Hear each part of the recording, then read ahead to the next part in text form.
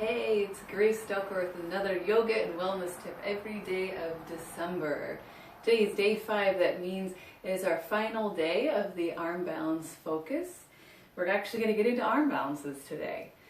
Reviewing the week. Day 1, arm balances, practice from the back.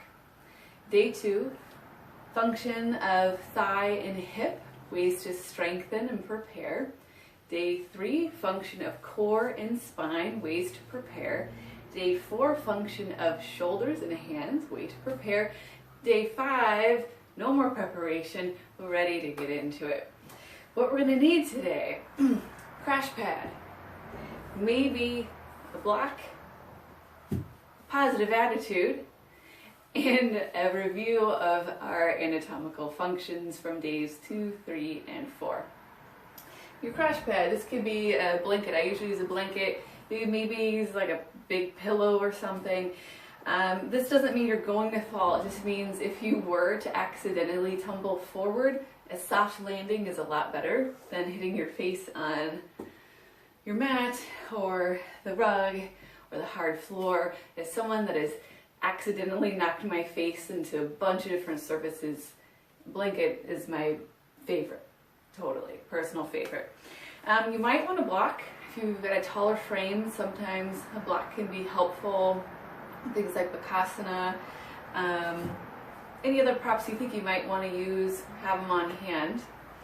And then reviewing the anatomical functions that we went over, day 2, 3, and 4. Remembering, you're going to be wanting flexion of the hip, adduction of the thighs, a round spine like cat pose, active core and belly so it feels like you're lifting up to the ceiling, off the arms, strong supported protracted shoulders, active widespread fingers. So let's work with Bakasana first. This is kind of like the starter pose for arm balances. You're going to aim your knees to the outer upper arms instead of the back of the arms. The reason you're going to go outer upper is because you're going to adduct your thighs, squeeze in. If you were to start on the back of your arm and squeeze in, you would fall in between the arms. So we start on outer upper and squeeze your thighs to the back of the arm when you get into it. We'll be lifting our core, puffing the back to the ceiling, pushing through the hands, protracting the shoulders. Crash pad in front of me. I'm going to inhale, prepare, legs, thighs, hips, push up the core, the back, push to the hands, protract the shoulders, maybe lift one or both feet. Keep pushing, pushing, pushing, pushing, pushing, pushing, pushing, pushing, pushing. And almost just kind of reverse those actions when you come out. The difference between resting on your arms and pressing from your arms is huge. I'll show this one from a block so you can see what that looks like. Taller frame people, long limb people tend to do a little better getting in from a higher perspective. Totally makes sense if you're tall. Getting in low is going to be weird for you. If you're tall, get in from a high position. Aim. So let's say I'm resting on my arms. What I need to do to get out of it and press, press, press, get in the pose is squeeze thighs, flex hips, push through back, belly, push through hands, protract shoulders. You can do it with other poses as well. Ekapatagalavasana. Squeeze thighs, flex hips, core, back, push through hands, shoulders. Ekapata Kundanyasana.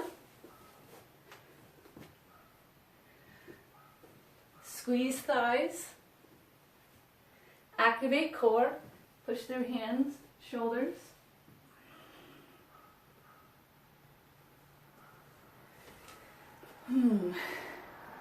Bhujapidasana.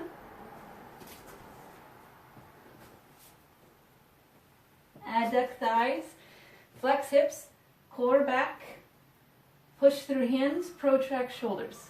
Difference between resting in the pose, pressing through the pose.